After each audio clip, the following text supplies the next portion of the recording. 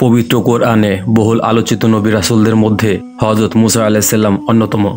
মহান আল্লাহর প্রিয় এই নবীর আগমন ঠেকাতে দাম্ভিক ফেরাউন কত হাজার শিশুকে হত্যা করেছিল, কিন্তু মহান আল্লাহর কুদরতে তিনি মিশরে জন্মগ্রহণ করেন এবং লালিত পালিত হন তার চিরশত্রু মিশর সম্রাট ফেরাউনের ঘরে। হযরত মুসা আলাইহিস সালাম হলেন হযরত ইব্রাহিম আলাইহিস সালাম এর অষ্টম অধস্তন পুরুষ। হযরত মুসা আলাইহিস সালাম এর বাবার নাম ছিল ইমরান ও মায়ের নাম ছিল ইউহানিব, তবে মায়ের নামের ব্যাপারে মতভেদ রয়েছে। হযরত মুসা আলাইহিস সালাম এর মৃত্যুর ঘটনাটি বেশ আশ্চর্যজনক। হযরত আবু হুরায়রা রাদিয়াল্লাহু তাআলা আনহু থেকে বর্ণিত, রাসূলুল্লাহ সাল্লাল্লাহু আলাইহি সাল্লাম বলেন, মহান আল্লাহ তাআলা একবার আজরাইল ফেরেশতাকে হযরত মুসা আলাইহিস সালামের কাছে পাঠালেন। আজরাইল আলাইহিস সালাম এসে বললেন, হে মুসা, আপনি আপনার রবের ডাকে সাড়া দিন, মানে মৃত্যুর জন্য প্রস্তুত হন। এই কথা শুনে হযরত মুসা আলাইহিস সালাম তাকে চর মারলেন। কোনো বর্ণনা এসেছে হযরত আজরাইল আলাইহিস সালামের চোখে এমনভাবে চর মারলেন, হযরত আজরাইল আলাইহিস সালাম তার এক চোখের দৃষ্টিশক্তি হারিয়ে ফেলল। চর খেয়ে হযরত আজরাইল আলাইহিস সালাম মহান আল্লাহ তাআলার কাছে ফিরে গেলেন এবং হযরত মুসা আলাইহিস সালামের আচরণের কথা জানালেন।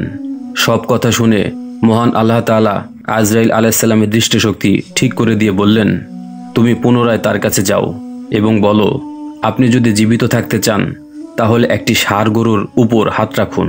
আপনার হাতে যে পরিমাণ চুল আসবে, প্রত্যেকটি চুলের বিনিময়ে মহান আল্লাহ তাআলা আপনাকে 1 বছর আয়ু দান করবেন। হযরত আজরাইল আলাইহিস সালাম এমনটাই করলেন। পুনরায় হযরত মুসা আলাইহিস সালামের কাছে গেলেন এবং মহান আল্লাহ তাআলার নির্দেশ মতো কথাগুলো বললেন। হযরত আজরাইল আলাইহিস সালামের কথা শুনে হযরত মুসা আলাইহিস সালাম জানতে চাইলেন, এরপর কি হবে? মালাকুল মউত হযরত আজরাইল আলাইহিস সালাম বললেন, এরপর আপনাকে মৃত্যুবরণ করতেই হবে। এ কথা শুনে হযরত মুসা আলাইহিস সালাম মহান আল্লাহর কাছে প্রার্থনা করে বললেন, হে আমার প্রতিপালক, তাহলে এখনই আমাকে এই পবিত্র ভূমিতে মৃত্যুদান করুন। অতঃপর রাসূলুল্লাহ সাল্লাল্লাহু আলাইহি সাল্লাম বললেন, যদি আমি সেই পবিত্র ভূমিতে থাকতাম তাহলে তোমাদের হযরত মুসা আলাইহিস সালামের সমাধি দেখাতাম। হযরত মুসা আলাইহিস সালাম হযরত আজরাইল আলাইহিস সালামকে কেন চর মেরেছিলেন, এমন প্রশ্নের উত্তরে ঐতিহাসিকগণ থেকে দুটি ব্যাখ্যা পাওয়া যায়। অনেক হাদিস বিশারদ বলেছেন, মালাকুল মউত বা আজরাইল আলাইহিস সালাম সেদিন মানুষের আকৃতিতে এমনভাবে হঠাৎ করে হযরত মুসা আলাইহিস সালামের কাছে বা সামনে উপস্থিত হয়েছিলেন, হযরত মুসা আলাইহিস সালাম তাকে চিনতে না পেরে এমন আচরণ করেছেন।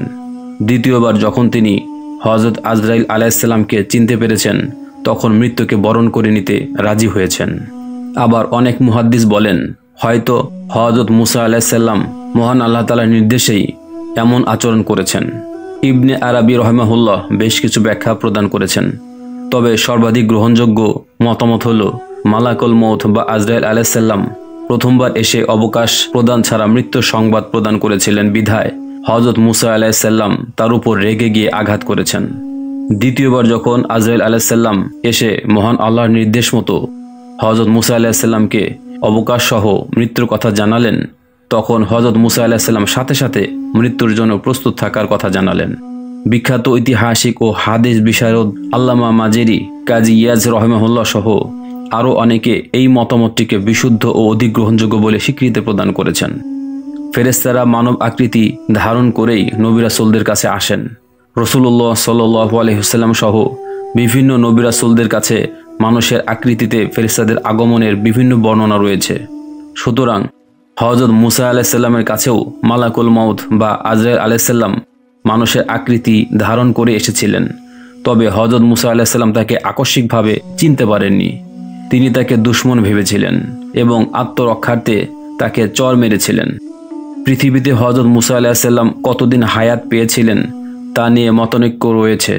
কারো কারো মতে তিনি হায়াত পেয়েছিলেন 80 থেকে 100 বছর, কিন্তু আল কামেল ফি তারিখ কিতাবের ভাষ্যমতে হযরত মুসা আলাইহিস সালাম 120 বছর হায়াত পেয়েছিলেন।